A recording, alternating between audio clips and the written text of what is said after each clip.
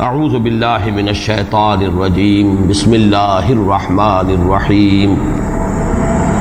انا انزلناہ فی لیلۃ القدر وما ادراک ما لیلۃ القدر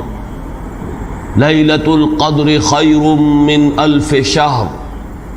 تنزل الملائکۃ والروح فیہا بإذن ربہم من کل امر سلام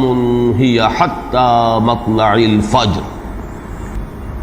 اب آئیے لیلۃ القدر، انا انزلناہ فی لیلۃ القدر، اس میں قدر سے مراد کیا ہے؟ قدر کی رات۔ بعض حضرات نے تو بڑی آسانی کی ہے کہ ترجمے میں کہہ دیا ہم نے اسے شب قدر میں نازل کیا۔ ظاہر بات ہے کہ ترجمے میں تو آسان ہے، لیل کی جگہ شب کا لفظ لے آئیے اور اس کے ساتھ قدر کے لفظ کو جو کا تو رکھ دیجئے۔ یہی وجہ ہے کہ اردو میں ترجمہ کرنا، اردو میں درس دینا قرآن کا بہت آسان ہے،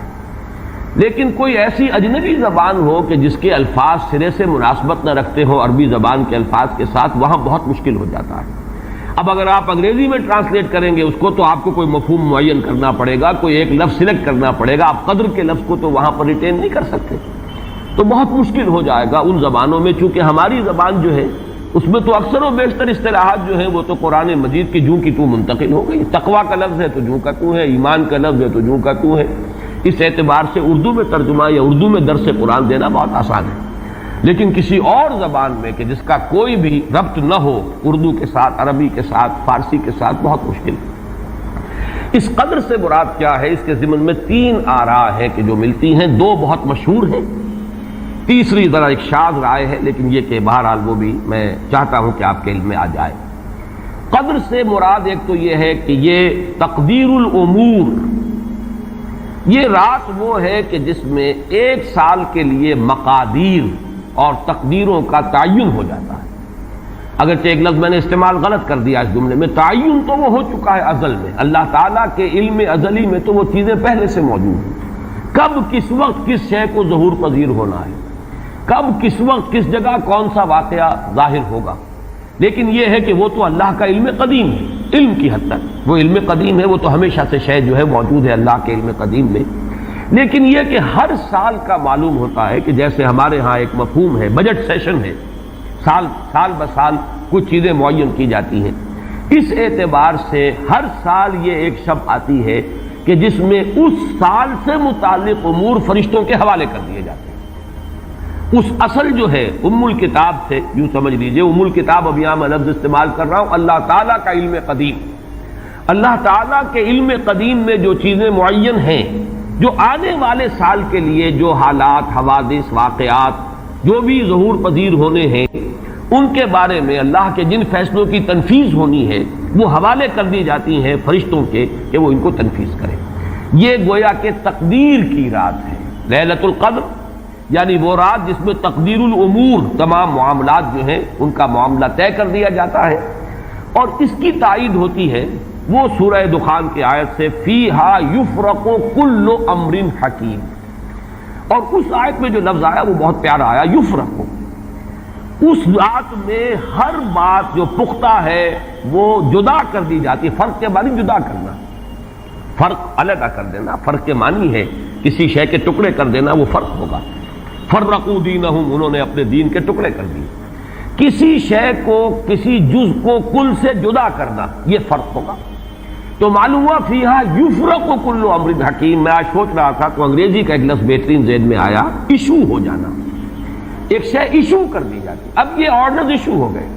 طے ہیں علم قدیم میں، اللہ تعالیٰ کا وہ علم قدیم جو ازلی ہے اس میں تو وہ چیزیں ہیں، لیکن اس سال کے لیے وہ آرڈرز ایشو کر دیے گئے۔ فیہا یفرق کل امر حکیم امرا من عندنا،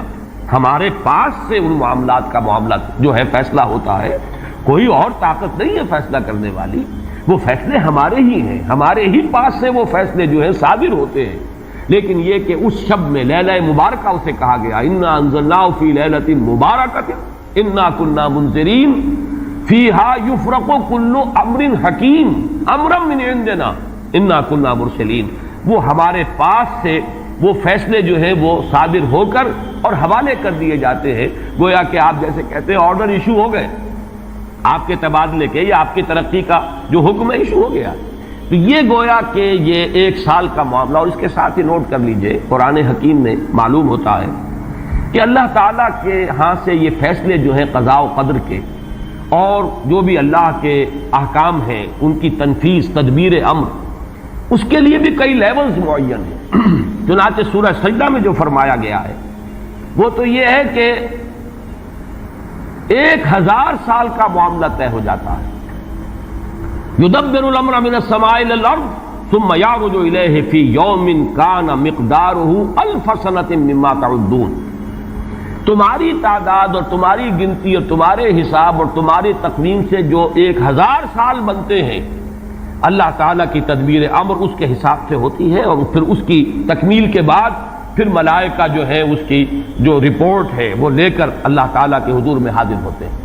یہ کہا جا سکتا ہے کہ جیسے ہم یہ سمجھتے ہیں کہ 7 آسمان ہیں, ان 7 آسمانوں کے ساتھ اللہ تعالیٰ کا یہ جو تدبیر امر کا معاملہ ہے کہ جو سمائے دنیا ہے اس پر وہ سالانہ ایشو ہو رہے ہوں احکام قضاء و قدر کے, اور وہی ہے کہ جو پھر اس سال کے دوران ان کی تنفیذ ہو جاتی ہے. اور اگر اس سے آگے 100 برس کی کوئی پلاننگ ہے تو وہ دوسرے کہیں آسمان پر ہو, اور اس سے اوپر اگر کوئی 1000 برس کی پلاننگ ہے تو وہ اس سے کہیں اوپر کے آسمان پر ہو, اور اگر اس سے اوپر 10,000 برس کی کوئی پلاننگ ہے تو اس سے اوپر کے آسمان پر ہو. یہ سارے معاملات عین ممکن ہیں. یہ عالم امر کی وہ باتیں ہیں جن کو صحیح طور پر سمجھنا ہم صرف اشارات کے حوالے سے کوئی دھندلا سا تصور قائم کر سکتے ہیں کہ قرآن ایک طرف یہ بھی کہہ رہا ہے یدبر الامر من السماء الى الارض ثم يعرج الیہ فی یوم کان مقدارہ 1000 سنۃ مما تعدون. سورہ معارج میں یہ بھی ہے تعرج الملائکۃ والروح الیہ فیہا, اس میں فی یوم کان مقدارہ 50,000 سنہ, 50,000 برس کا بھی ایک دن ہے اللہ کا. تو ہو سکتا ہے کہ ان تمام مختلف درجہ بدرجہ جو تدبیر امر کے فیصلے اللہ کی طرف سے حکمت الہی اور علم الہی سے جن چیزوں کا کہ ایشو ہو رہا ہو, جس کے کہ احکام صادر ہو رہے ہوں, وہ بھی درجہ بدرجہ ہو. اور یہ جو ہے سمائے دنیا پر یہ ایک سالانہ جو ہے نظم اس کا قائم ہو, اور اس کے حوالے سے فرشتوں کو جو اس دنیا کے فرشتے ہیں جو یہاں پر تنفیذ امر کی جو خدمت ہے اس پر مامور ہیں ان کے حوالے کر دیے جاتے ہیں. تو ایک رائے تو میں نے عرض کی کہ قدر سے مراد تقدیر, کہ یہ رات جو ہے تقدیر الامور کی رات ہے. تمام جو امور ہیں ان کے مقادیر, ان کی تعیین, ان کے بارے میں اللہ تعالیٰ کے احکام جو ہے ان کا ایشو ہو جانا. ایک رائے یہ ہے کہ یہ قدر سے مراد ہے قدر و منزلت, اونچا رتبہ, علو شان, منزلہ اور شرف. اب اس کی تائید ہوتی ہے, معلوم ایسا ہوتا ہے کہ یہ دونوں باتیں تو بیک وقت جو ہے مراد ہیں. اسی لیے میں نے کہا یہ دونوں اقوال بہت مشہور بھی ہیں, اور میرے نزدیک یہ دونوں ہی اس میں یہ ذو معنیین لفظ کے طور پر یہاں استعمال ہوا, یہ دونوں ہی مراد ہیں. یہ رات خود اپنی جگہ پر بھی بجائے خود, جسے ہم کہتے ہیں بجائے خود بھی بہت قدر و منزلت کی رات ہے, اور اس شب میں 1 سال کے معاملات جو ہیں وہ فرشتوں کے حوالے کر دیے جاتے ہیں. اس اعتبار سے اس کو کہا گیا لیلہ مبارکہ, انا انزلناہ فی لیلۃ مبارکہ. یہ خود مبارک ہے, اس کے اندر برکتیں ہیں, اس کے اندر عظمت ہے, اس کی اپنی شان بلند ہے, علو مرتبت کی حامل ہے یہ رات. یہ دو مفہوم جو ہیں جب تو میں نے جیسا کہ عرض کیا یہ تو بہت کثرت کے ساتھ ہیں اور یہی زیادہ مشہور بھی ہیں, بلکہ ان کے ضمن میں دوسری بات کے ضمن میں ایک نقطہ ترازی کے درجے کی بات ہے, لیکن بات چونکہ حسین ہے وہ میں آپ کو سنا رہا ہوں. ابو بکر وراق ہے جنہوں نے اس میں نقطہ پیدا کیا ہے کہ یہ لیلہ قدر اس لیے ہے لأنہ نزل فیہا کتاب ذو قدر علی لسان ملک ذی قدر علی امت لہا قدر. یہ 3 انہوں نے قدر جمع کیے ہیں کہ یہ اس لیے اس کو لیلۃ القدر کہا گیا کہ ایک طرف تو یہ کہ اس میں وہ کتاب نازل ہوئی جو بڑی قدر و منزلت والی کتاب ہے, ثانیاً وہ اس فرشتے کی زبانی نازل ہوئی کہ جو بہت قدر و منزلت کا ذی قوت عند ذی العرش مکین مطاع ثم امین. پھر اس امت کے لیے اس کی تنزیل ہو رہی ہے جس کی بڑی قدر و منزلت ہے اللہ کے ہاں. اور شاید اسی وجہ سے وہ کہتے ہیں جناب وراق کہ شاید اسی وجہ سے لفظ قدر جو ہے اس سورہ مبارکہ میں 3 مرتبہ آیا ہے. انا انزلناہ فی لیلۃ القدر وما ادراک ما لیلۃ القدر لیلۃ القدر خیر من الف شہر. لیکن جیسا کہ میں نے عرض کیا ہے یہ بس ایک نقطے کے حد تک ہے، ایک دلچسپ نقطہ ہے، میں نے اس کا تذکرہ کر دیا ہے۔ ایک تیسرا مفہوم جو شاذ ہے جو لیا گیا قدر سے، کہ قدر کا ایک مفہوم ہے تنگی کا بھی، جیسے کہ سورۃ الفجر میں ہم پڑھ چکے ہیں فَأَمَّا الْإِنسَانُ إِذَا مَا ابْتَلَاهُ رَبُّهُ فَأَكْرَمَهُ وَنَعَّمَهُ فَيَقُولُ رَبِّي أَكْرَمَنِ وَأَمَّا إِذَا مَا ابْتَلَاهُ فَقَدَرَ عَلَيْهِ رِزْقَهُ فَيَقُولُ رَبِّي أَهَانَنِ۔ انسان کا معاملہ عجیب ہے کہ جب اس کا رب اس کا امتحان لیتا ہے، اسے آزماتا ہے نعمتیں دے کر، عزت دے کر، تو کہتا میرے رب نے مجھے عزت دے دی، اور جب اس کا رب اس کو آزماتا ہے اس پر رزق کو تنگ کر کے، تو وہ کہتا میرے رب نے مجھے ذلیل کر دیا۔ تو یہاں پر جو تنگی کا مفہوم ہے قدر میں، تو ایک مفہوم یہ لیا گیا ہے کہ یہ لیلۃ القدر لیلۃ الضیق ہے، اور یہ اس لیے کہ اس زمین پر اتنی کثرت سے، اتنی کثیر تعداد میں فرشتے نازل ہوتے ہیں کہ تنگی پیدا ہو جاتی ہے۔ اب ظاہر بات ہے کہ یہ اس عالم ارواح کے ساتھ مناسبت رکھنے والے لوگ، جن کی اپنی روحیں جو ہیں وہ اس درجے لطیف ہوں کہ کچھ مناسبت ان کو پیدا ہو گئی ہو، صرف ان کا ایک ادراک ہو سکتا ہے، باقی یہ کہ جہاں تک لفظ کا تعلق ہے اس میں اس کی گنجائش موجود ہے۔ تو لیلۃ القدر کے تین مفہوم ہوئے، جن میں سے دو جو ہے پہلے وہ تو باہم جمع بھی ہو سکتے ہیں، ذو معنیین لفظ کی حیثیت سے اس کا استعمال ہو سکتا ہے۔ اس میں تمام مقادیر اور تمام تقدیروں کا گویا کہ اللہ تعالیٰ کی طرف سے صدور ہو جاتا ہے، ایشو ہو جاتے ہیں تمام احکام آئندہ سال کے لیے۔ دوسرے یہ کہ یہ خود اپنی جگہ پر بڑی مبارک اور بڑی قدر و منزلت والی رات ہے۔ تیسری بات وہ ہے جو میں نے عرض کیا، ایک شاذ سی رائے ہے کہ اس میں فرشتوں کا نزول اس کثرت سے ہوتا ہے کہ زمین کے اندر اس کی وجہ سے جگہ کی تنگی ہو جاتی ہے، واللہ عالم۔ اب اس کے بعد فرمایا وَمَا أَدْرَاكَ مَا لَيْلَةُ الْقَدْرِ۔ یہ ما ادراکا اور ما یدریکا، اس کے بارے میں بعض حضرات کی ایک رائے ہے جو شاید اس سے پہلے اتنی وضاحت سے میں نے کبھی بیان نہ کی ہو، آج اس کو نوٹ کر لیجئے۔ عموماً تو مفسرین دونوں کا مفہوم ایک ہی لیتے ہیں، یعنی آپ کو کیا معلوم، آپ کو کس نے بتایا، گویا کہ نفی ہے کہ آپ کا اندازہ نہیں ہو سکتا کہ وہ کیا شے ہے، وہ لیلۃ القدر کی عظمت کیا ہے۔ لیکن بعض حضرات نے یہ فرق کیا ہے کہ جب یہ فعل ماضی میں آتا ہے وما ادراکا، اس میں مراد یہ کہ آپ کو خوب معلوم ہے، کیا ہی معلوم ہے آپ کو کہ اس کی قدر و قیمت کیا ہے، یعنی اس میں گویا کہ نبی اکرم صلی اللہ علیہ وسلم کے لیے نفی نہیں بلکہ اس بات، القارعہ وما ادراک ما القارعہ، القارعہ ما القارعہ وما ادراک ما القارعہ، گویا کہ اس بات ہوتا ہے کہ آپ کو خوب معلوم ہے کہ قارعہ کیا ہے۔ لیکن یہ کہ جہاں ما یدریکا آتا ہے، وما یدریکا لعلہ یزکا او یذکر فتنفع الذکرى، جہاں فعل مضارع آئے گا وہاں در حقیقت وہ مفہوم ہوگا کہ یہ بات حضور صلی اللہ علیہ وسلم کے علم میں نہیں ہے۔ آپ کو کیا معلوم، ہو سکتا ہے کہ وہ نصیحت اخذ کرتا، اس کو تزکیہ حاصل کر لیتا، تو اس کے اندر تو نفی ہو سکتی ہے کہ اس وقت آپ کے علم میں وہ بات نہیں ہے۔ لیکن یہ بھی ایک تو یہ کہ ایک علمی نکتہ ہے اور اس میں ذرا باریک قسم کی نحوی بحث ہے، میں خود اپنا مقام یہ نہیں سمجھتا کہ اس قسم کی باریک نحوی بحثوں میں کوئی حتمی رائے قائم کروں۔ دوسرے یہ کہ اس سے ہماری حد تک کوئی فرق واقع نہیں ہوتا، فرق اگر واقع ہوتا ہے تو محمد الرسول اللہ صلی اللہ علیہ وسلم کے بارے میں واقع ہوتا ہے کہ اگر وما ادراکا آیا ہے تو گویا کہ اس بات ہے کہ حضور کے علم میں وہ بات ہے، اور وما یدریکا ہے تو گویا کہ اس میں نفی ہے کہ وہ بات حضور کے علم میں نہیں ہے۔ لیکن ہمارے لیے تو دونوں حالتوں میں نفی ہی نفی ہے، ہمیں کیا معلوم قارعہ کی اصل حقیقت ہمیں کیا اندازہ ہو سکتا ہے، لیلۃ القدر کی اصل عظمت کا ہمیں کیا اندازہ ہو سکتا ہے، قرآن کی عظمت و فضیلت کا ہمیں کیا اندازہ ہو سکتا ہے۔ ہمارے اعتبار سے وہ بحث جو ہے وہ محض ایک اکیڈمک اور ایک علمی بحث بن کر رہ جاتی ہے، اس کا کوئی فرق واقع نہیں ہوتا۔ اب اس کے بعد سوال پیدا ہوتا ہے کہ یہ رات جو ہے مخفی کیوں رکھی گئی، تعین کے ساتھ کچھ معلوم نہیں، یہ رات کون سی رات ہے، کون سی رات ہے، اس کا جواب تو میں بعد میں دوں گا کہ اس میں جو آراء ہیں مختلف، لیکن یہ کہ اس کو کیوں مخفی رکھا گیا، اس پر کچھ پیاری باتیں ہیں جو مفسرین نے کہی ہیں۔ پہلی بات تو یہ کہ جتنی عظیم چیزیں ہیں ان سب کو مخفی رکھا گیا۔ قیامت کب آئے گی، مخفی ہے، آئے گی یہ یقینی ہے، کب آئے گی یہ تو ان امور میں سے ہے کہ جس کا علم نبی اکرم صلی اللہ علیہ وسلم کو بھی نہیں دیا گیا، جبرائیل کو بھی نہیں دیا گیا۔ چنانچہ حدیث جبرائیل میں واضح طور پر الفاظ موجود ہیں وَمَا الْمَسْئُولُ عَنْهَا بِأَعْلَمَ مِنَ السَّائِلِ، کچھ معلوم نہیں، نہ سائل کو معلوم نہ مسئول کو معلوم قیامت کب آئے گی۔ اب یہ عظیم حقیقت مخفی رکھا گیا اور اس کا خاص طور پر ذکر کیا گیا سورہ طٰہٰ میں، اکاد اخفیھا لتجزی کل نفس بما تسعی۔ اگر تعین کر دیا جاتا تو جو قریب کے زمانے کے لوگ ہوتے وہ تو خوب پھر محنت کرتے آخرت کے لیے، اور ذرا فاصلے والے ہوتے وہ ذرا تساہل کرتے اس کے بارے میں۔ اس کو رکھا گیا ہے، تلوار لٹکی ہوئی ہے، کسی بھی وقت گر سکتی ہے، یہ جیسے گلوٹین کبھی اگر آپ نے دیکھا ہو جس طریقے سے کہ اس کا چھرا گرتا ہے، کسی بھی وقت گر سکتی ہے، لہذا ہر وقت چوکس رہو، چوکس میں رہو، جیسے کہ صحابہ کرام کی شان معلوم ہوتی ہے بعض روایات سے کہ ذرا تیز ہوا چلتی تھی تو وہ سمجھتے تھے کہ قیامت آ گئی۔ اس درجے استحضار تھا اعصاب کے اوپر، اس کا اتنا اثر تھا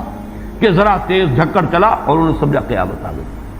تو اس طریقے سے قیامت کو مخفی رکھا گیا، اکاد اخفیھا لتجزی کل نفس بما تسعی۔ نہ آج سے 100 برس پہلے والوں کو معلوم تھا کہ قیامت کب آئے گی، نہ آج والوں کو معلوم ہے، نہ اگر ابھی دنیا کی عمر ہے ابھی 100 برس اور تو قیامت سے ایک دن پہلے بھی شاید یقینی طور پر معلوم نہ ہو سکے کہ کل قیامت آ رہی ہے، تاکہ ہر وقت جو ہے امتحان اتنا ہی شدید رہے، اتنا ہی کڑا امتحان رہے ہر ایک کے لیے، لتجزی کل نفس بما تسعی، تاکہ ہر ذی نفس کو بدلہ ملے اس کی سعی کے مطابق۔ اسی طریقے سے موت کا وقت معلوم نہیں، وما تدری نفس بأی ارض تموت، کہاں موت آئے گی کچھ معلوم نہیں، کہاں موت آئے گی کب موت آئے گی کچھ معلوم نہیں۔ اسی طرح نوٹ کیجئے صلاۃ وسطیٰ، حافظوا علی الصلوات والصلاۃ الوسطیٰ معین نہیں ہے، اس کے لیے آراء اگرچہ ہے، اکثر آراء جمع ہو گئی ہیں صلاۃ العصر کے بارے میں، لیکن تعین سے حتمی طور پر نہیں کہہ سکتے۔ یہ رائے بھی ہے کہ کوئی بھی معین نہیں، تمام نمازیں جو ہیں وہ صلاۃ وسطیٰ کے حکم میں ہیں۔ بہترین نماز، کوشش کرو کہ پوری محافظت کرو، صرف نماز کی نہیں بہترین نماز کی، ہر نماز تمہاری بہترین نماز ہونی چاہیے، ہر روز روز عید ہو، ہر شب شب برات،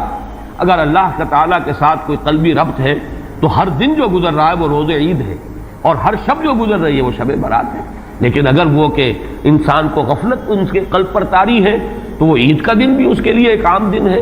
اور شب برات بھی اس کے لیے ویسی ہی ایک رات ہے جیسی کہ ہر روز آتی ہے اور چلی جاتی ہے۔ اس اعتبار سے اس کو بھی خاص جو ہے معین نہیں کیا گیا صلاۃ وسطیٰ کون سی ہے۔ اسی طرح بعض روایات میں جو آتا ہے اسم اعظم،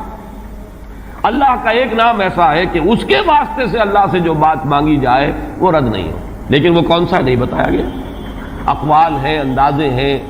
حی و قیوم پر زیادہ، الحی القیوم پر زیادہ لوگوں کا جو ہے وہ اجماع ہوا ہے، لیکن یہ کہ یقین سے نہیں کہہ سکتے۔ تو اسی میں اس کو بھی نوٹ کر لیجئے کہ اس کو مخفی رکھا گیا ہے لیلۃ القدر کو، لوگ زیادہ سے زیادہ محنت کریں، زیادہ سے زیادہ مشقت کریں، اس کے لیے جو بھی اس کی قدر و منزلت سے کسی درجے میں آگاہ ہے، وہ اگر معین ہی ہو جاتا کہ ایک شب یہ ہے تو پھر تو سب کے سب اس رات میں محنت کر لیتے، باقی راتیں جو ہیں وہ پھر سونی اور ویران گزرتی۔ لیکن یہ کہ مطلوب یہ ہے کہ زیادہ سے زیادہ راتیں آباد ہوں، زیادہ سے زیادہ راتوں میں ذکر ہو، عبادت ہو، دعا ہو، اس لیے اس کو مخفی رکھا گیا، یہ حکمت ہے۔ اس میں بھی ایک عجیب نکتہ ہے جو امام راضی رحمۃ اللہ علیہ نے بیان کیا ہے، اور حوالہ اگرچہ نہیں دیا اس حدیث کا، لیکن ایک روایت کے حوالے سے بات بیان کی ہے کہ اس کے ظاہر نہ کرنے میں بھی اللہ کی ایک شفقت اور رحمت ہے بندوں کے حق میں، اس لیے کہ اس کی قدر جتنی زیادہ ہے اتنی ہی اس کی ناقدری پر سزا ہوگی۔ اگر معلوم ہو کہ یہ شب ہے اور اس کی ناقدری کو انسان کرے تو گویا کہ پھر وہ اتنا ہی زیادہ مورد عقاب اور مورد سزا بن جائے گا۔ اس کے لیے ایک بڑا پیارا واقعہ نقل کیا امام راضی نے کہ حضور صلی اللہ علیہ وسلم حضرت علی رضی اللہ تعالی عنہ ایک روز مسجد میں داخل ہوئے، ساتھ ہی آئے ہیں، دیکھا کہ ایک شخص سو رہا ہے، نماز کا وقت ہو چکا تھا۔ حضور نے حضرت علی سے فرمایا کہ اسے جگا دو، اسے ہوش میں لے آؤ تاکہ یہ وضو کرے، نماز کے لیے تیاری کرے۔ حضرت علی نے امتثال امر کیا، جا کر جگا دیا۔ لیکن پھر ایک سوال کیا حضرت علی نے کہ حضور آپ تو خود نیکی کے کاموں میں بہت سبقت فرمانے والے ہیں، سباق بالخیر یہ لفظ آئے، سبقت کرنے والے بہت کثرت کے ساتھ،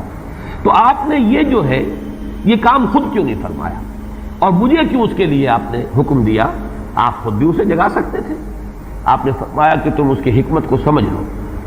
میرے جگانے پر اگر وہ نہ جاگتا اور انکار کر دیتا تو کفر ہو جاتا اس کے حق میں، اور تمہارے جگانے پر اگر کوئی تساہل سے بھی وہ کام لیتا تو وہ کفر نہ ہوتا۔ تو یہ ایک فرق ہے کہ اللہ تعالیٰ کی طرف سے ایک شفقت ہے کہ حضور صلی اللہ علیہ وسلم جگاتے اور کسی درجے میں وہ انکار کر دیتا۔ کبھی ایسا بھی ہوتا آدمی نیند میں ہے اور وہ کہتا جاؤ جاؤ مجھے آرام کرنے دو، تو اگر میرے ساتھ یہ معاملہ ہوتا تو وہ کفر کے درجے کو پہنچ جاتی بات، لیکن اگر تمہارے ساتھ یہ معاملہ ہو بھی جاتا تو اس درجے شدید نہ ہوتا۔ تو گویا کہ حضور نے اس شخص پر شفقت کے اعتبار سے یہ شکل اختیار کی کہ خود نہیں جگایا، بلکہ یہ کہ حضرت علی رضی اللہ تعالیٰ عنہ کو حکم دیا کہ اسے جگا دیں۔ تو یہ نقطہ کہ لیلۃ القدر کے اخفاء میں یہ بات بھی ہے کہ اگر اس کو عیاں کر دیا جاتا، معین کر دیا جاتا، تو پھر جو لوگ اس سے غافل رہتے پھر وہ بہت سخت ناقدری کا ارتکاب کرتے اور بڑی سزا کے مستوجب ہو جاتے۔ اب چھٹی بحث ہے کہ وہ رات کون سی ہے۔ اگرچہ ایک رائے شاذ یہ بھی ہے کہ وہ رمضان سے باہر کی رات بھی ہو سکتی ہے، لازم نہیں ہے کہ رمضان ہی کی کوئی شب ہو۔ اس میں چونکہ بعض حضرات نے ایک روایت کی وجہ سے یہ جسے ہم شب برات کہتے ہیں، لیلۃ البرات، یہ شعبان کی 15ویں شب، درمیانی شب، اور اس کے بارے میں ایک روایت موجود ہے حضرت عائشہ صدیقہ رضی اللہ تعالی عنہا کی کہ رات کے وقت ان کی آنکھ کھلی اور وہ باری آپ ہی کے پاس شب باسی کی تھی حضور کی، تو حضور موجود نہیں تھے، تو تشویش ہوئی کہاں گئے۔ تو جب تلاش کی گئی تو معلوم ہوا کہ حضور جنت البقیع قبرستان میں پہنچے ہوئے ہیں اور وہاں آپ ان کے لیے جو بھی وہاں دفن ہیں ان کے لیے استغفار فرما رہے ہیں۔ جب پوچھا گیا معاملہ کیا، تو آپ نے فرمایا یہ بڑی عظیم رات ہے اور اس رات میں فوت ہونے والوں کا فیصلہ ہو جاتا ہے، پیدا ہونے والوں کا فیصلہ ہو جاتا ہے۔ تو اب وہ بھی ایک لیلہ مبارکہ، اسی وجہ سے بعض لوگوں نے وہ جو سورہ دخان کی ابتدائی آیات ہے انا انزلناہ فی لیلۃ مبارکۃ، اس کو محمول کیا ہے اسی رات پر کہ جس کو ہم شب برات کہتے ہیں اپنی عام اصطلاح میں، لیلۃ البرات اسے عربی میں کہا جاتا ہے۔ برات کے معنی کسی کا چھٹکارا پا لینا۔ یہ شب برات جو ہے وہ برات شادی والی برات نہیں ہے، بلکہ یہ برات کا لفظ ہے عربی زبان کا، جو ہمارے ہاں وہ غلط العام میں برات شب برات بن گیا ہے۔ برات برات من اللہ ورسولہ، جو سورہ برات کا پہلا لفظ ہے کہ چھٹکارا پانا، کہ وہ رات بھی ایسی ہے کہ اس میں انسان استغفار کرے اور اللہ تعالیٰ سے اپنے گناہوں کی معافی مانگے تو اپنے آپ کو جہنم سے چھٹکارا دلا سکتا ہے، وہ شب برات ہے۔ اس اعتبار سے کچھ لوگوں نے گمان کیا کہ شاید لیلۃ القدر اور لیلہ مبارکہ اس حدیث کی روح سے وہی شب ہے، وہ ظاہر بات ہے کہ خارج از رمضان مبارک ہے، اور یہ کہ اس کے علاوہ بھی بعض آراء ہیں، لیکن یہ آراء جو ہے شاذ کے درجے میں۔ میں یہ کہہ سکتا ہوں کہ تقریباً اجماع ہے اس پر کہ یہ رات رمضان مبارک ہی کی ایک رات ہے۔ اس کی دلیل ایک تو یہ کہ القرآن یفسر بعضہ بعضا کے اصول کے مطابق قرآن مجید کے اندر سورہ بقرہ میں یہ واضح کر دیا گیا شہر رمضان الذی انزل فیہ القرآن، رمضان مبارک کا مہینہ وہ ہے کہ جس میں قرآن نازل کیا گیا، اور یہاں فرمایا انا انزلناہ فی لیلۃ القدر، ہم نے اس کو اتارا ہے لیلۃ القدر میں۔ ان دونوں کو جوڑیے تو اس کا ایک لا محالہ جو ایک انیویٹیبل رزلٹ نکلتا ہے وہ یہی ہے کہ یہ لیلۃ القدر رمضان مبارک میں۔ دوسری اس کی تائید ہوتی ہے وہ مشہور حدیث جس کو الحمدللہ کہ ہم نے بہت عام کیا ہے، رمضان مبارک کی آمد سے قبل کوشش ہوتی ہے ہر سال جو ہے اس کی یاد دہانی کرا دی جائے۔ ایک طویل خطبہ جو حضور نے دیا تھا، خطبنا رسول اللہ صلی اللہ علیہ وسلم فی آخر یوم من شعبان، یہ حضرت سلمان فارسی رضی اللہ تعالیٰ عنہ سے مروی ہے کہ حضور نے شعبان کے آخری دن ہمیں خطبہ ارشاد فرمایا، یا ایھا الناس قد اظلکم شہر عظیم شہر مبارک شہر فیہ لیلۃ خیر من الف شہر، لوگوں آگاہ ہو جاؤ، تم پر ایک بہت مبارک مہینے نے، بڑی عظمت والے مہینے نے سایہ کر دیا ہے، سایہ فگن ہو گیا ہے تم پر ایک مہینہ جو بڑی عظمت والا ہے، شہر عظیم جو بڑی برکت والا ہے، شہر مبارک، اور تیسرا جملہ اس میں یہی ہے شہر فیہ لیلۃ خیر من الف شہر، وہ مہینہ کہ جس میں ایک رات وہ بھی ہے کہ جو 1000 مہینوں سے افضل ہے۔ ان دونوں چیزوں کے حوالے سے تقریباً دلائل بھی موجود ہیں، اور ویسے یہ کہ جیسا کہ میں عرض کر چکا ہوں اجماع ہے کہ یہ رمضان مبارک ہی کی ایک شب ہے۔ لیکن رمضان مبارک کی کون سی شب ہے، اس پر بعض مفسرین نے تو لکھا ہے کہ 40 قول ہیں۔ چنانچہ صاحب تفسیر مظہری قاضی ثناء اللہ پانی پتی نے، میں نے وہ تفصیل تو نہیں پڑھی، کہ 40 قول نقل کیے، لیکن امام راضی نے جو 9 قول نقل کیے ہیں وہ میں تیزی کے ساتھ آپ کو سنا دیتا ہوں۔ ابن رزین رحمہ اللہ کا قول یہ ہے کہ رمضان کی پہلی شب ہے۔ حضرت حسن بصری رحمت اللہ علیہ، یہ ہے تابعین میں سے، اس لیے میں رضی اللہ عنہ نہیں کہہ رہا، رحمت اللہ علیہ۔ حضرت حسن بصری رحمت اللہ علیہ کی رائے ہے کہ یہ 17ویں شب ہے، یعنی وہ شب کہ پھر جس کے اگلے دن جو ہے وہ غزوہ بدر ہوا ہے، یوم الفرقان۔ حضرت انس رضی اللہ تعالی عنہ مرفوعاً روایت کرتے ہیں کہ یہ 19ویں شب ہے۔ محمد بن اسحاق جو بہت بڑے سیرت نگار ہیں حضور کے، ان کا قول ہے کہ یہ 21ویں شب ہے۔ حضرت عبداللہ ابن عباس رضی اللہ تعالی عنہما سے قول جو ہے مروی ہے کہ یہ 23ویں شب ہے۔ حضرت عبداللہ ابن مسعود رضی اللہ تعالی عنہ سے مروی ہے کہ یہ 24ویں شب ہے، اور اس کو میں ذرا اہمیت دیتا ہوں اس لیے کہ 24ویں شب جو ہے سورہ علق کی ابتدائی آیات کے نزول کے ضمن میں کچھ حساب کتاب کے جوڑنے سے 24ویں اور 25ویں شب کا بھی معاملہ جڑتا ہے، جو کہ میں نے آپ کو سورہ علق کے درس کے دوران بتایا تھا۔ اس کے بعد حضرت ابو ذر غفاری رضی اللہ تعالیٰ عنہ کا قول ہے کہ یہ 25ویں شب ہے۔ اس کے بعد حضرت ابی ابن کعب رضی اللہ تعالیٰ عنہ کا قول ہے، یہ وہ ہے جن کو کہ حضور نے خود فرمایا کہ اقرأہم ابی ابن کعب، قرآن مجید کے سب سے بڑے قاری حضرت ابی ابن کعب ہے رضی اللہ تعالیٰ عنہ، اور ان کے بھی سینے پر آپ نے تھپکی دی تھی کہ ایک سوال کیا آپ نے کہ سب سے عظیم سورت کون سی ہے، اور جب انہوں نے صحیح جواب دے دیا سورہ فاتحہ، تو پھر یہ کہ اس پر حضور نے تھپکی دی کہ تمہیں اللہ تعالیٰ نے بہت صحیح مناسبت عطا کی ہے علم کے ساتھ۔ ان کی اور صحابہ میں سے بہت سے لوگوں کی رائے، یہاں تک کہ یہ کہا جا سکتا ہے کہ بقیہ اقوال جو ہیں وہ شاذ کے درجے میں ہیں، اور یہ گویا کہ اگر اجماع نہ کہا جائے تو بہت حد تک اتفاق کے درجے میں ہے کہ یہ 27ویں شب ہے۔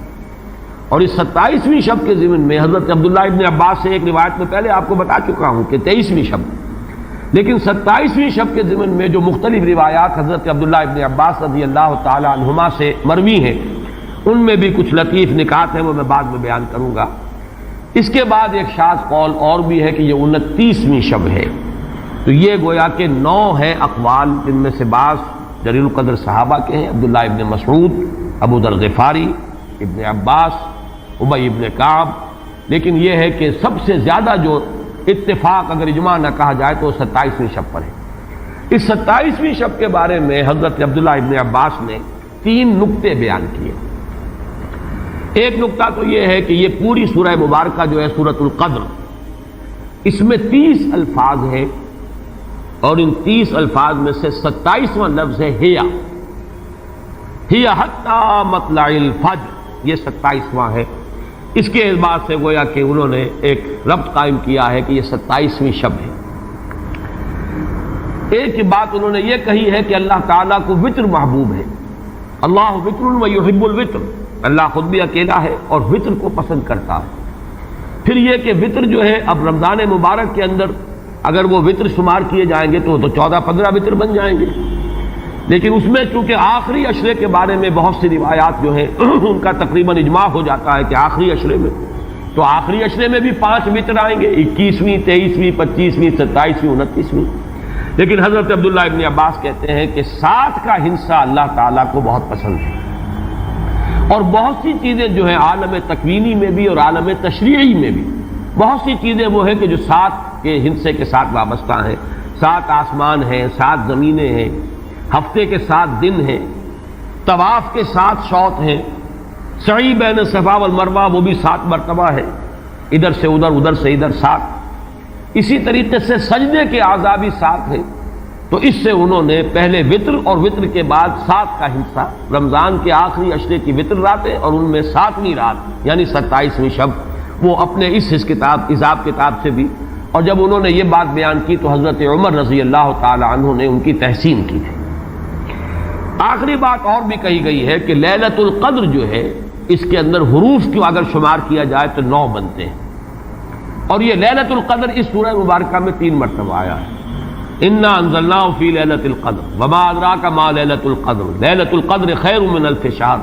اس اعتبار سے بھی 3 کو ضرب دی جائے 9 سے تو وہ بھی 27 کا عدد بنتا ہے۔ بہرحال یہ میں نے جیسا کہ عرض کیا تھا کہ ان کا کوئی تعلق نہ صرف سے ہے، نہ نحو سے ہے، نہ روایات سے، لیکن بہرحال حضرت عبداللہ ابن عباس کا ایک ذوق ہے، اس کو آپ ذوقی باتیں بھی کہہ سکتے ہیں، لیکن یہ کہ حضرت عبداللہ ابن عباس کی ذوقی بات ہے، لہذا اس کا کم سے کم تذکرہ ہو جانا چاہیے۔ ایک بحث یہ ہے کہ اہیا باقیۃ ام لا، کیا یہ رات جو اس کی عظمت تھی یہ باقی ہے، یا صرف وہی رات جو تھی جس میں کہ قرآن مجید نازل کیا گیا وہی عظمت کی حامل تھی؟ انا انزلناہ فی لیلۃ القدر، یا یہ کہ اب بھی ہر سال یہ رات آ رہی ہے تو اسی عظمت کی حامل ہے،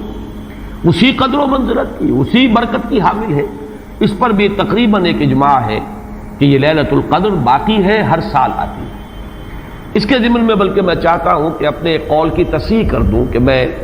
ایک رائے میں نے ابتدائی دور میں بیان کی ہے اپنے بعض خطبات میں، تقاریر میں، اور وہ جیسا کہ ایک خطیبانہ انداز ہوتا ہے، قرآن مجید کی عظمت کے بیان کے ضمن میں میں یہ باتیں، یہ بھی نقطے کے درجے کی باتیں ہوتی تھی اور وہ میں بیان کرتا رہا ہوں کہ قرآن ہے اصل عظمت کی حامل شے۔ جس رات میں یہ قرآن نازل ہوا وہ لیلۃ القدر بن گئی، گویا کہ لیلۃ القدر کی عظمت جو ہے وہ قرآن کی عظمت سے مستعار ہے۔ جس مہینے میں یہ نازل ہوا وہ مذہب جو ہے، وہ مہینہ جو ہے مبارک ہو گیا، شہر المبارک، اور وہ مہینہ جو ہے وہ روزے کی عظیم عبادت کے لیے مختص کر لیا گیا۔ اسی طریقے سے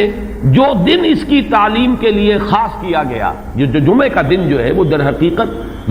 تعلیم قرآن کے لیے، یتلو علیہم آیاتہ ویزکیہم ویعلمہم الکتاب والحکمہ، جو حضور کا عمل تھا اسی کو دوام عطا کیا گیا ہے خطبہ جمعہ کی صورت میں۔ وہ دن جو ہے وہ سید الایام بن گیا کہ ہفتے کے دنوں میں وہ سردار دن ہے، جمعے کا دن جو ہے وہ سردار ہے تمام دنوں کا۔ یہ بات اپنی جگہ پر صحیح ہے جہاں تک اصولی اعتبار سے، لیکن میں اس میں جو تصحیح کر رہا ہوں جزوی طور سے وہ یہ ہے کہ لیلۃ القدر کی عظمت جو ہے وہ خود اپنی جگہ پر ہے، فی نفسہا ہے، اپنے ہی مقام پر ہے، اپنی جگہ ہے، بجائے خود، جسے کہتے ہیں فارسی میں بجائے خود عظمت کی حامل ہے۔ اور اس کی عظمت کا مقام یہ بھی ہے کہ اس میں فیہا یفرق کل امر حکیم، تمام معاملات جو ہے اللہ کے فیصلے جو ہیں ان کو ایشو کر دیا جاتا ہے، وہ گویا کہ حوالے کر دیے جاتے ہیں، وہ فیصلے صادر ہو جاتے ہیں اللہ تعالیٰ کی جناب سے۔ تو یہ اس کی عظمت قدیم ہے۔ قرآن کا نزول اس کے ساتھ شامل کیا گیا ہے کہ اس عظیم رات کا انتخاب کیا گیا ہے قرآن کے نزول کے لیے۔ یہ میں چاہتا تھا کہ اپنے ان سابقہ بیانات کے ضمن میں یہ تصحیح جو ہے میں آپ کو نوٹ کرا دوں۔ دوسرے یہ کہ آیا اس کے ساتھ اس کا دن بھی اس عظمت میں شامل ہے یا نہیں؟ اس میں بھی اکثر مفسرین کا جواب یہ ہے کہ دن شامل ہے، اس لیے کہ قرآن مجید کا حساب کتاب، عرب کی تقویم، اس میں رات بول کر بھی دن رات مراد لیتے تھے اور یوم بول کر بھی دن رات مراد لیتے تھے۔ یوم بھی 24 گھنٹے کے مجموعے کا نام ہے، اور جب رات کا تذکرہ آتا ہے تو رات بھی در حقیقت دن اور رات کے 24 گھنٹوں پر اس کا جو ہے اطلاق کیا جاتا ہے۔ جو دن آتا ہے رات کے بعد وہ اس رات کے تابع ہے۔ اس اعتبار سے یہ عظمت جو ہے صرف شب کے ساتھ نہیں ہے، بلکہ یہ کہ اس کے بعد آنے والا دن جو ہے وہ بھی اسی عظمت کا حامل ہے۔ اس سے ایک بہت بڑا مسئلہ حل ہو جاتا ہے کہ جو اس دور میں خاص طور پر بہت سے لوگوں کے ذہنوں کو پریشان کر سکتا ہے، اور وہ یہ کہ جب کہ مکے میں یا عرب میں رات ہے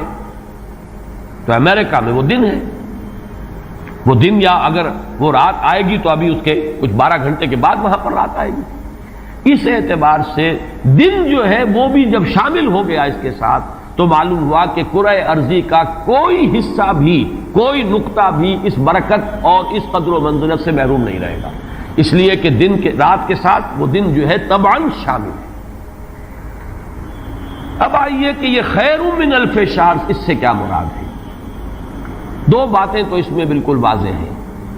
ایک تو اس اعتبار سے کہ اس میں جو عبادت کی جائے، استغفار کیا جائے، ذکر کیا جائے، اس کی قدر و منزلت، اس کے لیے ایک تعبیر ہے، جو انداز اسلوب بیان اختیار کیا گیا وہ یہ ہے، اس سے مراد وہ 1000 مہینے جو ہے گنتی کے 1000 مہینے نہیں ہیں۔ اس کو جن لوگوں نے حساب کر کے 83 برس اور کچھ مہینے نکالے ہوئے تو وہ در حقیقت یہ حساب کتاب نہیں ہوتا۔ عربی زبان میں کہیں 100، کہیں 70، کہیں 1000، یہ کثرت کی تعبیر کے لیے آتے ہیں۔ تو معلوم ہوا کہ بہت زیادہ اجر و ثواب ہے عبادت کا، دعا کی قبولیت کا بہت قوی امکان ہے اس شب مبارک میں، اور یہ کہ تقرب الی اللہ کے لیے انسان کوئی کوشاں ہو تو اس کی پیش رفت جو ہے اس شب میں جو ہے وہ بقیہ دنوں اور بقیہ راتوں کی نسبت سے بہت زیادہ ہوگی۔ اس میں جو ایک اشکال پیدا ہوتا ہے ذہن میں کہ آخر کیا سبب ہے کہ بعض خاص جو دن ہیں یا بعض خاص مہینے ہیں ان کی جو خاص جو فضیلت ہے، تو اس کو میں سمجھتا ہوں کہ بہت عمدگی سے ہمارے مفسرین نے سمجھایا ہے کہ عالم مادی میں بھی ہم یہ چیز دیکھتے ہیں کہ مناسبت ہوتی ہے۔ کوئی فصل ہے گندم کی، اب آپ اگر اس کو غلط موسم میں اگر بو دیں گے تو آپ کا بیج بھی ضائع ہو جائے گا۔ مناسبت ہے، ایک صحیح وقت ہے اس کا، اسی میں اگر وہ فصل جو ہے وہ بوئی جائے گی تو وہ مثمر ہوگی، اس سے آپ کو فصل حاصل ہو جائے گی۔ لیکن اگر آپ نے غیر وقت میں وہی بیج بہترین ہو، دانہ عمدہ سے عمدہ ہو، زمین اچھی سے اچھی ہو، لیکن یہ کہ موسم اگر آپ نے غلط چن لیا ہے، تو گویا کہ مناسبت جو ہے اوقات، دنوں، ایام، راتوں، مہینوں، سالوں، ان کے جو بھی ایک خاص مناسبت ہے نیکی کے ساتھ، خیر کے ساتھ، عالم امر کے ساتھ، روحانیت کے ساتھ، عالم ارواح کے ساتھ، اس کو ہم قیاس کر سکتے ہیں کہ جیسے موسموں اور دنوں کا معاملہ ہے، اسی طریقے سے اس عالم ارواح کے اندر اور روحانی عالم کے اندر بھی کچھ ایام ہیں، کچھ دن ہیں، کچھ مہینے ہیں جن کی خصوصی مناسبت ہے۔ چنانچہ رمضان مبارک کا مہینہ ہے، اسی طریقے سے یہ لیلۃ القدر ہے، اس کے اندر جو ہے قدر و منزلت اللہ نے جو رکھی ہے وہ اس کی ایک خصوصیت ہے، جس کو ہم ظاہر بات ہے کہ عالم امر کی اشیاء جو ہیں کما حقہ، تو ان کا ادراک اور شعور ہم اس وقت اس زندگی میں اس دنیا میں حاصل نہیں کر سکتے، لیکن اس کی طرف اس تمثیل کے ذریعے سے کچھ نہ کچھ جو ہے رہنمائی ہو جاتی ہے۔ جیسے کہ قرآن مجید کی عظمت کما حقہ، جیسے کہ وہ عظمت ہے، کما ہیا، کسی انسان کے لیے ممکن نہیں کہ اس کا ادراک اور شعور کر سکے، لیکن مثال دی گئی لو انزلنا هذا القرآن على جبل لرأيته خاشعا متصدعا من خشية الله وتلك الامثال نضربها للناس لعلهم يتفكرون۔ یہ مثالیں ہم بیان کر دیتے ہیں لوگوں کے لیے کہ جو معاملات، جو امور، جو لطیف حقائق ان کے ادراک و شعور سے ماوراء ہیں، بلندتر ہیں، اس کا کوئی اجمالی اور کوئی مبہم خاکہ تو ان کے ذہن میں آ ہی جائے ایک تمثیل کی مدد سے۔ اس اعتبار سے اس مادی عالم میں بھی جو موسموں کے اثرات اور ان کی مناسبت یا عدم مناسبت کسی کام کے ساتھ ہے، اس کے حوالے سے ہم سمجھ سکتے ہیں کہ اللہ تعالیٰ نے خاص گھڑیاں، خاص ساعات، جیسے فرمایا گیا کہ جمعے کے دن ایک خاص ساعت ایسی ہے، اب دیکھیے اس کو بھی شمار کر لیجئے، وہ بھی مخفی رکھی گئی ہے کہ وہ ساعت کون سی ہے۔ ایک خاص ساعت ہے کہ اگر کوئی شخص دعا کرے گا اس گھڑی میں تو وہ رد نہیں ہوگی، لیکن اسے خفیہ رکھ دیا گیا۔ بعض حضرات کے خیال میں دونوں خطبوں کے درمیان جو وقت ہو جبکہ امام بیٹھتا ہے، یہ وقفہ ہے وہ خاص ساعت۔ بعض حضرات کے نزدیک وہ نماز کے ادا ہونے سے لے کر عصر تک کا وقفہ ہے، لہذا بہت سے حضرات کو آپ نے دیکھا ہوگا کہ وہ جمعے کے روز نماز جمعہ ادا کرنے کے بعد سے عصر تک مسجد میں قیام کرتے ہیں، ذکر اور تلاوت اس میں مشغول رہتے ہیں۔ بعض حضرات کے نزدیک اس سے مراد ہے اذان ہونے سے نماز کے ادا ہو جانے تک، اذا نودی للصلاۃ من یوم الجمعۃ فاسعوا الی ذکر اللہ وذروا البیع اور فاذا قضیت الصلاۃ فانتشروا فی الارض، ان دونوں کے مابین جو وقت ہے وہ گویا کہ اس کا، لیکن اس کو بھی مخفی رکھ دیا گیا۔ وہ جو میں نے کچھ لسٹ گنوائی تھی کہ عظمت والی چیزوں کو اللہ نے چھپایا ہے، اسے مخفی رکھا ہے، اسی میں اس کو بھی شامل کر لیجئے کہ ایک گھڑی ہے جمعے کے دن، ایک وقت ہے، ایک ساعت ہے، اس میں جو دعا کی جائے قبول ہو جائے گی۔ اسی طریقے سے یہ لیلۃ القدر ہے، اسی طریقے سے اور مختلف چیزیں۔ تو لیلۃ القدر خیر من الف شہر تنزل الملائکۃ والروح فیہا باذن ربہم من کل امر، نازل ہوتے ہیں فرشتے اور الروح۔ اگرچہ الروح کے بارے میں اس کا مصداق کیا ہے بہت سے اقوال ہیں، لیکن یہاں پر اکثر و بیشتر مفسرین جو ہے متفق ہیں کہ یہاں مراد حضرت جبرائیل علیہ الصلوۃ والسلام۔ فرشتوں میں ان کے چونکہ ایک خاص مقام ہے، بہت اونچا ان کا مقام ہے، کہا جا سکتا ہے سید الملائکہ، تمام فرشتوں کے وہ سردار ہیں۔ یہی وجہ ہے کہ وہی ہے قرآن کے نازل کرنے والے۔ یہ عظیم اللہ کا پیغام جو ہے، نوع انسان پیام آخری حامل او رحمت للعالمین، تو اس کے لانے والے بھی جو ہے وہ فرشتوں میں، جیسے کہ میں نے وہ آیات آپ کو اس سے پہلے بھی سنائی کہ انہ لقول رسول کریم ذی قوت عند ذی العرش مکین مطاع ثم امین۔ اب یہ ساری مدح جو ہو رہی ہے، تعریف ہو رہی ہے حضرت جبرائیل علیہ السلام کی، تو یہ گویا کہ عطف الخاص علی العام کی ایک مثال ہے۔ تمام ملائکہ، الملائکہ، بہت سے ملائکہ، اور یہاں پہ اس سے اندازہ کیجئے کہ معلوم ہوتا ہے بہت کثیر تعداد میں ملائکہ ہیں جن کا نزول ہوتا ہے۔ وہ جو میں نے قدر کا ایک مفہوم بیان کیا گیا تھا کہ اتنے ملائکہ آتے ہیں کہ زمین پر جگہ نہیں رہتی، اور لیلۃ القدر سے مراد لیلۃ الضیق ہے کہ ملائکہ کے لیے اس کا چونکہ ابھی حال ہی میں مجھے تجربہ ہوا ہے کہ جب ہم نے طواف وداع کیا ہے تو وہ ہم نے دیکھا ہے ضیق کی وہ کیفیت جو ہے، وہ تنگی کہ وہاں پر جگہ جو ہے آدمی کا سانس لینا مشکل ہو جاتا ہے، اس درجے تنگی۔ تو اب یہ تو ایک عالم مادی کا ضیق تھا جو ہم دیکھا ہے، جس کا ہمیں تجربہ ہو گیا۔ عالم ارواح میں فرشتوں کا ضیق کہ اتنے فرشتے نازل ہو جائیں کہ ان کو تنگی محسوس ہو، ان کو اپنے لیے جگہ نہ مل رہی ہو زمین پر، تو یہ بھی ایک مفہوم ہے۔ تنزل الملائکۃ والروح، نازل ہوتے ہیں فرشتے اور جبرائیل، بالخصوص حضرت جبرائیل علیہ الصلوۃ والسلام، فیہا اس شب میں، بِإِذْنِ رَبِّهِمْ مِنْ كُلِّ أَمْرٍ سلام، وہ اپنے رب کے اذن سے۔ اس میں گویا کہ وہ جڑ کاٹی جا رہی ہے، جیسا کہ میں نے بارہا بیان کیا ہے کہ ایمان بالملائکہ ہی بگڑ کر مشرکانہ نظام کی شکل اختیار کر لیتا ہے۔ یہ دیویوں اور دیوتاؤں کا تصور جو دنیا میں ہے، گاڈز اینڈ گاڈیسز، اور یہ جو بھی عربوں کے ہاں تھا آلہہ کا تصور، یہ در حقیقت فرشتوں کا تصور ہے جو بگڑ گیا۔ ہم جانتے ہیں فرشتہ پہاڑوں کا ایک فرشتہ ہے، ملک الجبال، جو حضور کی خدمت میں حاضر ہوا تھا یوم طائف کو، اگر آپ مجھے حکم دیں میں ان پہاڑوں کو آپس میں ٹکرا دوں اور جن لوگوں نے آپ کے ساتھ یہ زیادتی کی ہے وہ سرمے کی طرح پس کر رہ جائیں۔ ملک الجبال ایک فرشتہ ہے کہ جو پہاڑوں پر معمور ہے، اسی کو کہہ دیا گیا پہاڑوں کا دیوتا۔ فرق کیا ہے ملک الجبال اور پہاڑوں کا دیوتا میں؟ فرق کیا ہے؟ دیوتا کے ساتھ تصور یہ کہ اسے کچھ اختیار حاصل ہے، جبکہ فرشتوں کے بارے میں جو صراحت قرآن کرتا ہے ان کے پاس اختیار کوئی نہیں۔ یفعلون ما یؤمرون، وہ وہی کچھ کرتے ہیں جو جس کا انہیں حکم دیا جاتا ہے۔ لا یعصون اللہ ما امرهم ویفعلون ما یؤمرون، وہ اللہ کے کسی حکم کی نافرمانی نہیں کرتے، وہی کرتے ہیں جس کا ان کو حکم ہوتا ہے۔ اور وہ آیت جو میں نے پہلے بھی آج سنائی ہے، حضرت جبرائیل نے حضور کے اس شکوے یا گلے کے جواب میں جو بھی کہا، اپنی وضاحت پیش کی، ما نتنزل الا بامر ربک، اے نبی، اے محمد صلی اللہ علیہ وسلم، آپ کا شوق اپنی جگہ، لیکن ہم نازل نہیں ہو سکتے آپ کے رب کے اذن کے بغیر، آپ کے رب کے حکم کے بغیر، ہمارا اختیار نہیں ہے۔ اور وہ مقام اس اعتبار سے عظیم ترین مقام ہے قرآن مجید کا، ضربۃ السلام ہے، لہو ما بین ایدینا وما خلفنا وما بین ذالک، اللہ ہی کا اختیار ہے اس پر بھی جو ہمارے سامنے ہے، اللہ کے اختیار میں ہے وہ بھی جو ہمارے پیچھے ہے، اور اللہ کے اختیار میں وہ بھی جو ان دونوں کے مابین ہے۔ اب ان دونوں کے مابین کیا ہے؟ میرے آگے یہ سب کچھ ہے، میرے پیچھے یہ سب کچھ ہے، میرے آگے اور پیچھے کے مابین کون ہے؟ میں ہوں۔ گویا کہ ملائکہ بالکلیہ اللہ کے اختیار میں،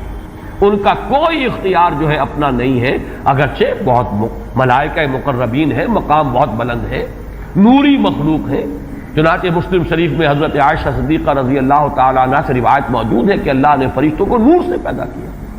نوری الخلق، نوری الاصل،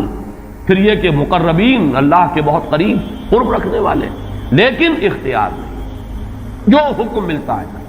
بس یہ بات پیش نظر رہے تو ایمان بالملائکہ جو لازم ہے ہمارے ایمانیات کا جزو لا ينفک ہے۔ آمنت باللہ وملائکتہ وکتبہ ورسلہ والیوم الآخر والقدر خیرہ وشرہ من اللہ تعالی والبعث بعد الموت۔ ایمان باللہ کے فوراً بعد ایمان بالملائکہ لازم ہے،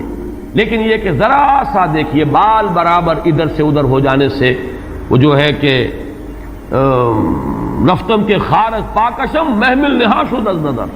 یک لحظہ غافل گشتم و 100 سال راہم دور شد، ایک لحظے کی غفلت جو ہے وہ 100 سال کی دوری ڈال دیتی ہے راستے کے اندر، ایک لحظے کی ذرا سی یہ لغزش جو ہے۔ اگر ان ملائکہ کے بارے میں یہ تصور قائم ہو جائے کہ یہ بھی صاحب اختیار ہیں تو ٹھیک ہے، پھر کچھ دنڈوت ہونی چاہیے، پھر کچھ چڑھاوے چڑھانے چاہیے، پھر ان سے دعائیں کرنی چاہیے، ان سے استغاثہ ہونا چاہیے، ان کو پکارا جانا چاہیے۔ وہ سارا کا سارا شرک کا جو طومار ہے اب اس کے لیے پورا جواز پیدا ہو گیا اگر ذرا سی یہ علمی غلطی ہو جائے۔ تو اسی لیے یہاں پر خاص طور پر تنزل الملائکۃ والروح فیہا بإذن ربہم، اپنے رب کے اذن سے نازل ہوتے، از خود نازل نہیں ہوتے۔ یہی بات ہے کہ جو وہاں فرمائی گئی ہے اس سورہ مبارکہ میں، فیہا یفرق کل امر حکیم امرا من عندنا، ہمارے پاس سے وہ امر جاتا ہے، کسی اور کا اختیار نہیں ہے، امرا من عندنا، اس کا فیصلہ ہم کرتے ہیں. یدبر الامر ہم ہیں، تدبیر امر ہم کرتے ہیں، فیصلہ کرنے والے ہم ہیں، حکم دینے والے ہم ہیں، تقدیر کا تعین کرنے والے ہم ہیں، اس کے لیے حکم ایشو کرنے والے ہم ہیں. تو فرمایا امرم من عندنا انا کنا مرسلین، اور ہم ہی ہیں کہ جو بھیجنے والے ہیں. اپنے فرشتوں کو بھیجتے ہیں تنفیذ امر کے لیے، اپنے رسولوں کو بھیجتے ہیں لوگوں کو خبردار کرنے کے لیے، جو کہ اگلی صورت کا مقصد ہے، جو مرکزی مضمون ہے کہ مقصد رسالت ہے کیا. تو فرمایا تنزل الملائکۃ والروح فیہا باذن ربہم من کل امر. اب دیکھیے کل امر کس طرح یہ الفاظ جو ہے ایک دوسرے کے ساتھ ان دونوں مقامات کے جو ٹیلی کر رہے ہیں. انا انزلناہ فی لیلۃ القدر، انا انزلناہ فی لیلۃ مبارکۃ. قدر اور مبارک یہ دونوں ایک دوسرے کے مقابل میں آ گئے. یہاں فرمایا من کل امر تنزل الملائکۃ والروح فیہا باذن ربہم من کل امر، وہاں فرمایا فیہا یفرق کل امر حکیم امرا من عندنا انا کنا مرسلین. اس شب میں ایشو ہو جاتے ہیں تمام معاملات، تمام فیصلے، اور ہوتے ہیں ہمارے پاس سے. یہ غالباً جو ہمارے ہاں جو فیصلے عدالتی فیصلے ہوتے ہیں ان میں بھی خاص الفاظ آتے ہیں کہ یہ عدالت کا اپنا فیصلہ ہے، یا ہم اپنے فیصلے سے یہ بات جو ہے اس کا تعین کر رہے ہیں. تو امرا من عندنا یہ ہمارا فیصلہ ہمارے پاس سے اس کی تعین ہوتی ہے. سلام ہی حتی مطلع الفجر. سلام میں ایک تو یہ بات کہ نحوی اعتبار سے کہ اس کا مبتدا محذوف ہے، وہ سلامتی ہی سلامتی ہے. اور سلام کے دو معنی کیے گئے ہیں. ایک تو جو سلام کا یا سلامتی کا ذریعہ بنے. یہ رات سلامتی کی رات ہے، اس رات میں سلامتی حاصل کی جا سکتی ہے، اس رات میں اللہ کی مغفرت حاصل کی جا سکتی ہے، اللہ کے عفو و درگزر کے عام ہونے کی رات ہے. ایک یہ کہ اس رات میں مولانا اصلاحی صاحب نے ایک بڑا پیارا لفظ استعمال کیا ہے کہ جو شیاطین جن ہیں ان پر کرفیو لگا دیا جاتا ہے. جیسے رمضان مبارک کے بارے میں آیا ہے کہ ان جو شیاطین ہیں ان کو قید کر دیا جاتا ہے. یعنی یہ کہ برائی کے جو محرکات و دوائی ہیں ان میں کمی آ جاتی ہے، خیر کے دوائی اور داعیات و محرکات وہ اس کے اندر نکھرتے ہیں، ابھرتے ہیں. اور یہ ہر شخص کو اندازہ ہے رمضان مبارک کا ایک خاص ماحول ہوتا ہے. اس میں واقعہ یہ ہے کہ اگرچہ بدطینت لوگ اس میں بھی بد کرداری کا معاملہ کرتے ہیں، لیکن یہ کہ طبیعت جو عام ماحول اس ماہ مبارک کا ہوتا ہے اس میں خیر کا کرنا نسبتاً بہت آسان دوسرے دنوں کے مقابلے میں، اور برائی کی طرف میلان جو ہے وہ زیادہ ہی شدید ہوگا تو شاید اس کا جو ہے اظہار ہو جائے، ورنہ عام طور پر برائی کے میلانات جو ہیں ان میں کمی پیدا ہو جاتی ہے. تو سلام ایک تو اس معنی میں کہ سلامتی حاصل کرنے والی رات، دوسرے یہ کہ اس رات میں سلامتی ہوتی ہے کہ جنات جو ہیں شیاطین جن ان کے اوپر پابندیاں ہیں، قدغنے ہیں. اور ایک یہ لفظ لایا گیا ہے سالم کے معنی میں. سالم پوری رات، یہ پوری رات کا معاملہ ہے، اس کی کوئی خاص ساعت نہیں ہے. اس میں گویا کہ خاص دلجوئی کی جا رہی ہے کہ اگر کوئی شخص پوری رات میں نہیں بھی جاگ سکا لیکن اگر طبیعت میں انشراح ہو جائے کسی اس کی ایک ساعت میں، کسی ایک حصے میں، تو وہ یہ سمجھے کہ وہ محروم نہیں رہا، اسے اس رات کی سعادتوں اور برکات میں سے حصہ مل جائے گا. ہی حتی مطلع الفجر. اور یہ رات جو ہے یہ فجر کے طلوع ہونے تک یہ برکات کا نزول، فرشتوں کا نزول، خیر و سعادت، سلامتی کا حصول، یہ تمام چیزیں جو ہیں اس رات کے آخری جو سرحد ہے مطلع الفجر، طلوع فجر تک یہ تمام کیفیات برقرار رہتی ہیں. اللہ تعالی ہم سب کو یہ لیلہ قدر اور لیلہ مبارکہ جو ہے اس کی برکات سے اور اس کی قدر و منزلت سے اور اس کے خیرات و حسنات سے متمتع ہونے کی توفیق عطا فرمائے. بارک اللہ لی و لکم فی القرآن العظیم و نفعنی و ایاکم بالآیات والذکر.